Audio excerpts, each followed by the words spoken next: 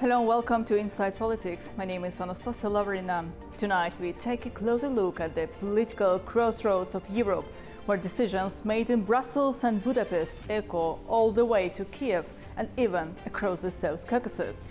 The European Union has once again turned its attention to enlargement. Ukraine's candidacy remains a headline issue, praised for its determination, yet questioned for its readiness. Hungary stands firm in its cautious stance, emphasizing national interest and calling for deeper institutional reflection inside the European Union before any new expansion takes place. Tensions between Kiev and Budapest have sharpened. President Zelensky publicly urged Hungary to lift its veto on the next phase of Ukraine's accession talks, while Hungarian leaders insist that their position is guided not by politics, but by principle. Beyond Europe's internal debates, the South Caucasus is experiencing its own historic transformation. After years of conflict, Azerbaijan and Armenia are entering a new period, one that could redefine the region's balance of power and its connection to broader Eurasian corridors. Amid all this, Hungary occupies a unique place, an EU member deeply engaged with the Organization of Turkic States, building bridges between Brussels and the Turkic world. To discuss these overlapping realities, from the future of the European Union to the vision of the Turkic world, from the Middle Corridor to regional peace efforts, I'm joined by Professor László Vasa, Director of the Ludovika Center of Turkic Studies and Chief Advisor at the Hungarian Institute of International Affairs.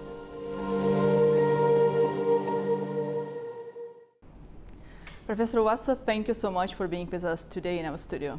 Thank you for the invitation.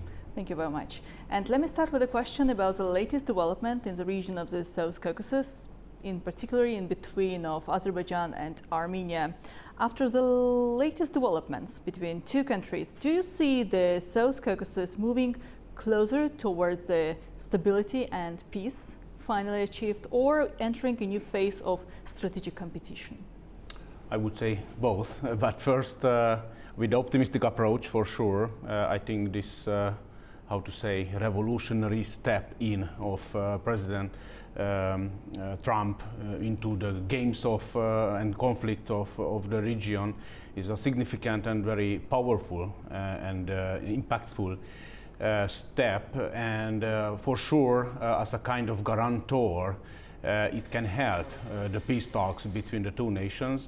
And I'm sure that this big power push gave a stimulus for the Armenians to be ready for the serious talks. So in this regard, I think South Caucasus is already safer and already more hopes we can have for peace. I just recently saw my think tank colleagues from Air Center and other think tanks in Yerevan, so I think it is an absolutely welcome and significant development in the relations of the two countries. So yes, I think the region got safer. The question is whether how we can maintain it and how we can ensure it, because there are several uncertainties, especially in the Armenian politics. How the Armenian society will react on the constitutional change, how the opposition of Pashinyan will react, and what tendencies, how Russians will react, as we shouldn't forget that Americans will present with economic and security interests. Armenia probably can be happy in this case, but Russia and Iran, they are absolutely not happy about this. So we should expect some types of competition, competing interests of the global powers. So in your question, you absolutely rightly mentioned that now new power games will start, and not only interior politically, but also in the regional politics. It is a good question, but still, and despite these uncertainties, I think that that the situation is much, much better than even 1 year ago. Then, Professor, very important question, the role and position of the European Union, the Europe.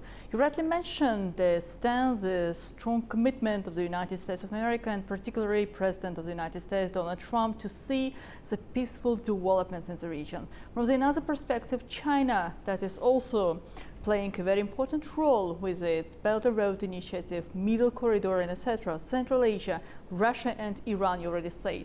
But Europe and European Union, where do you see the role and what kind of role it still may play for the future? You mean in this region? Yes. But actually my answer is valid on all parts of the world, because the European Union is not existing in this regard, I would say. So I'm always criticizing the European Union, and okay, we can say that there are structural problems, there are Brussels politics problem, and there is now EU supremacy regarding the member states' foreign policy. But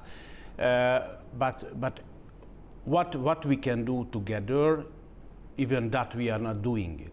So I used to say from the literature, by the way, that what the European Union did in Central Asia, or let's say Central Eurasia, including the South Caucasus, all the middle and big powers have their own interests. They know at least what they want to have here and what to do here, but not the European Union.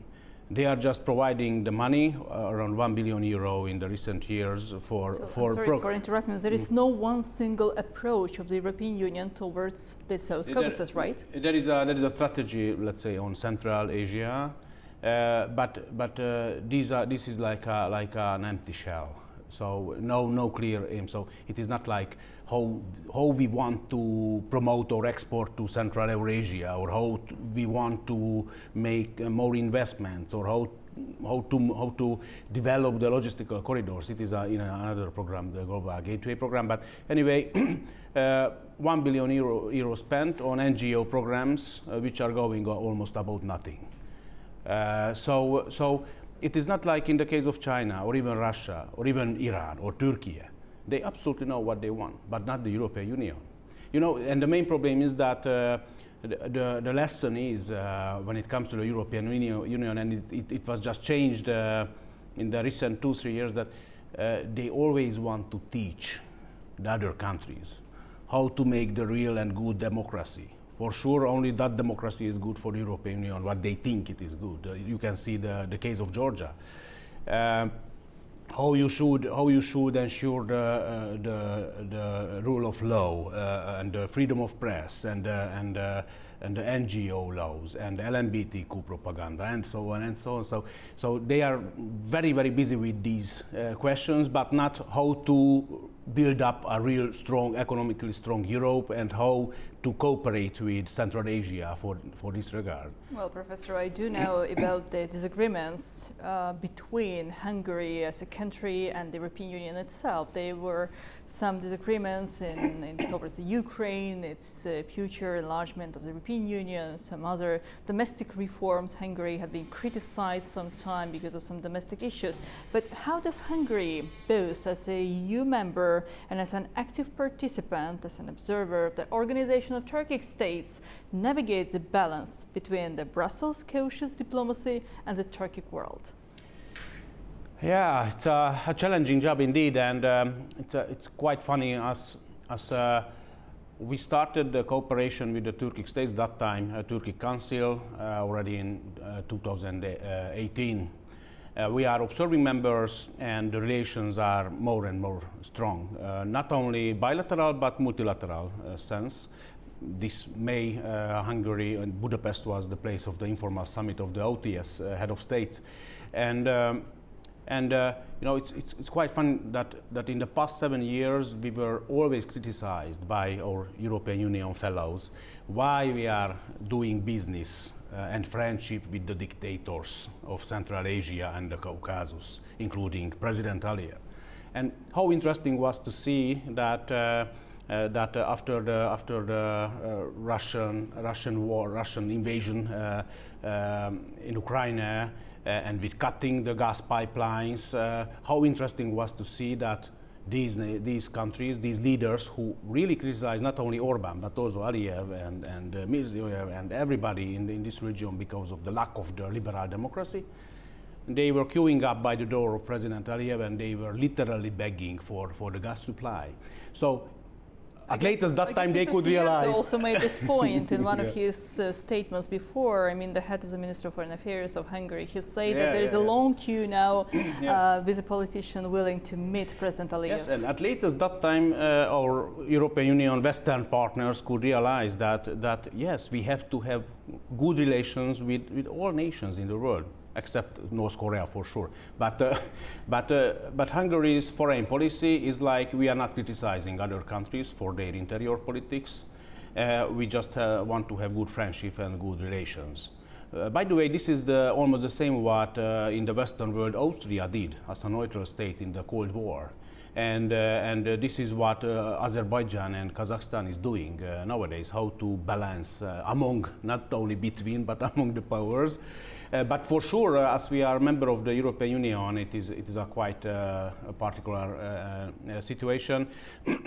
By the European regulations, they cannot forbid us to take part in the work of the international organizations. Moreover, we have the only one foreign representation of the Organization of Turkic States in Budapest. It is a quasi-embassy, the representation of the OTS, and the leader of this office is in the rank of an ambassador. So we are absolutely supporting this idea.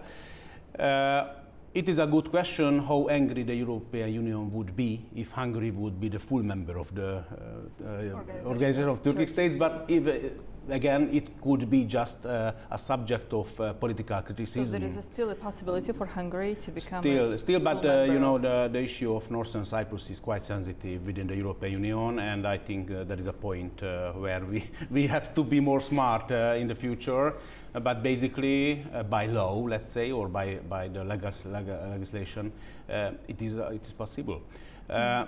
Yes, we have to be smart, but you can see that now we are in a situation that whatever we are doing, the European Union doesn't like it. So in this position, we can do whatever we want with other parts of the world. Because we are not harming any EU regulation, because we have good relations with the Turkic states.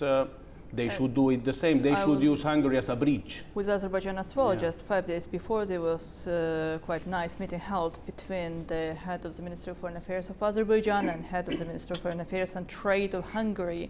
And two sides reaffirmed the commitment to work more closer on to deep the relations, the scope of cooperation in different spheres. Well, my question is, what do you think makes Baku's role so pivotal today for the future of Europe and its connections with Asia? Yeah, it would be essential to focus on Central Asia, or whole Asia for sure. We shouldn't forget the whole middle corridor is going about how to connect the Far East with Europe, because the other routes are stuck or longer.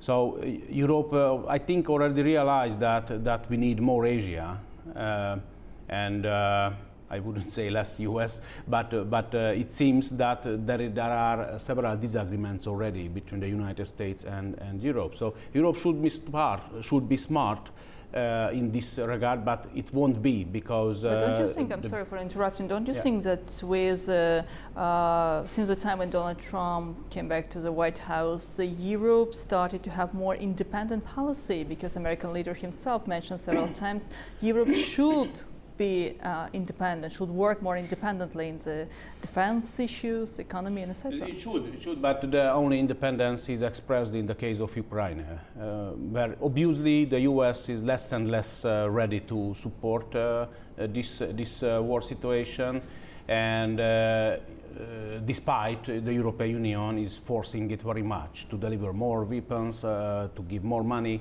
for Ukraine, and heating and maintaining this conflict in this way, by the opinion of Hungary. So yeah, that would be absolutely a must for Europe, but I am quite skeptic whether they will do it, because there are institutional problems. So the institutions are literally occupied by by ideologies like the left liberal forces, and actually via the many 10,000 people occupying or employing administration, it is really a bureaucracy already, where even the politicians' real and honest wills are actually diminished and eliminated in the bodies of the bureaucracy. So it is a quite pessimistic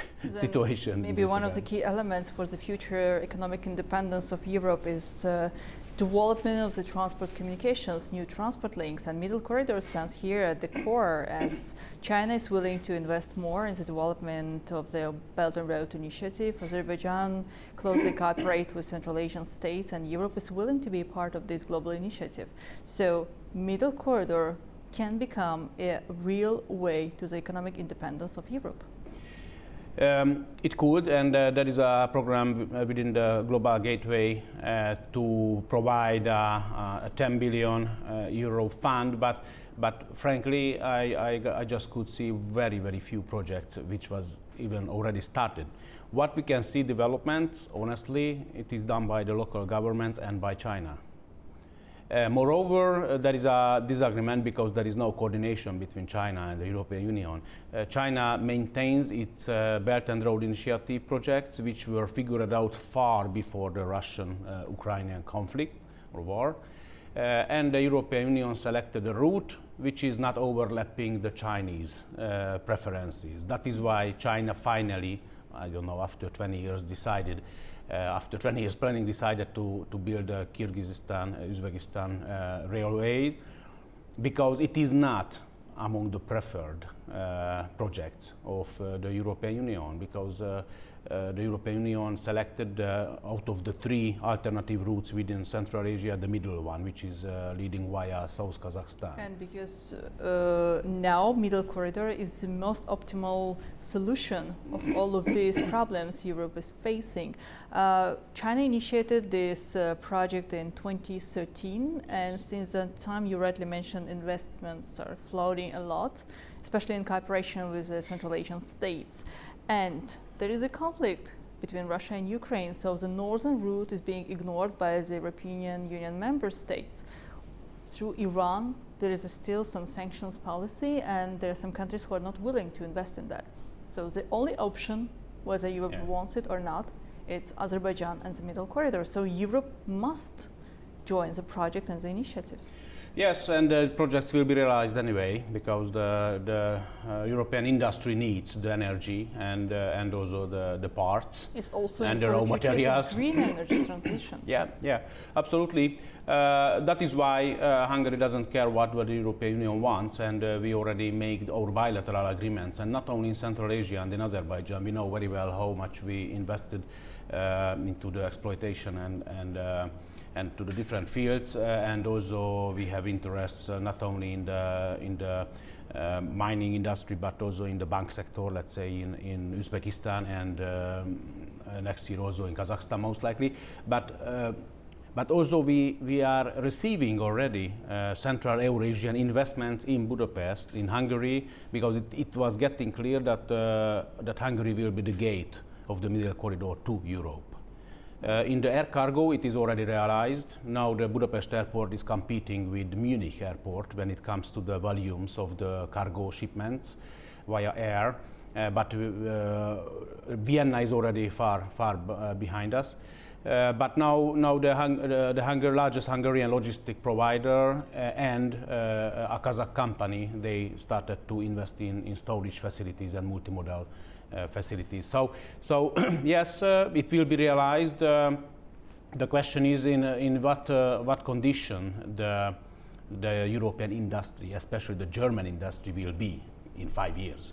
Well, then there is another very important question I want to discuss with you about Ukraine, the concrete stance of Hungary, and disagreements between Hungary and Brussels, Budapest and Brussels in this particular case. So Ukraine's EU bid has once again sparked the tensions between Kiev and Budapest. I mentioned it in the beginning of the program. From your perspectives, what lies behind Hungary's cautious approach? Political principles, or maybe national interest or skepticism towards the EU's current enlargement model? What is the answer for this question? First of all, we have a serious conflict, political conflict, bilateral conflict with Ukraine, independently from the of the Russia-Ukraine war. Namely, in 2015, Ukraine literally cancelled all rights of the minorities in Ukraine. For sure it was targeting the Russian minority, but all other minorities, Polish, Romanian, Hungarian minorities, are under this legislation, which is meaning that very, very limited or no right for education for the Hungarians in Transcarpathian region, which is 1,000 years old part of the Hungarian statehood, but belonging to Ukraine after the Second World War. Don't forget that there are citizens who are having the fifth citizenship in the same village, because they started with the Austrian-Hungarian monarchy, then the Hungarian kingdom, then Czechoslovakia, then Soviet Union, and now Ukraine. And these people have no right to use and to learn their mother language in the state, in the public system. So this is the first fundamental problem, and Ukrainian government doesn't want to solve it. Absolutely no willingness to solve this problem, for sure, because how they could say that Hungarians will have the right but the Russians not in Ukraine. And the other one, that the point of the Hungarian government is that why do we want to have a country to the European Union where there is a war? So it is not like local conflicts. It is a real war. We are subsidizing anyway Ukraine, but why to have and why to import these problems and uncertainties into the body of the European Union? So these are the main issues why the Hungarian government so is there is not opposing any possibility or opportunities Hungary is to remove the veto for Ukraine to become a member? I cannot imagine it until we have the Orban government.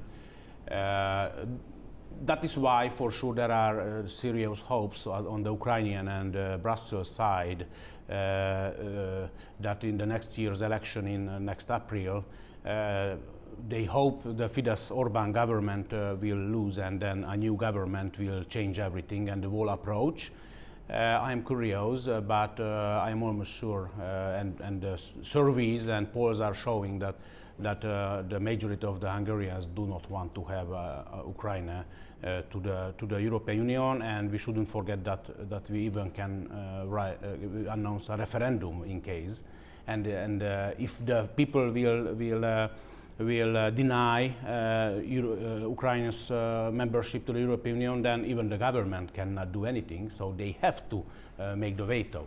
So quite a complicated question, but the point of the Hungarian government is very clear. And the other problem is that President Zelensky is too much loud and too much forcing this issue, which is understandable. But things are going not like this in the European Union. And let's imagine what Serbia, Montenegro, Bosnia, or Northern Macedonia, or even Moldova could say that, okay, we are negotiating for 20 years and now Ukraine after 2 years will be a full member of the European Union, and we are still waiting for what?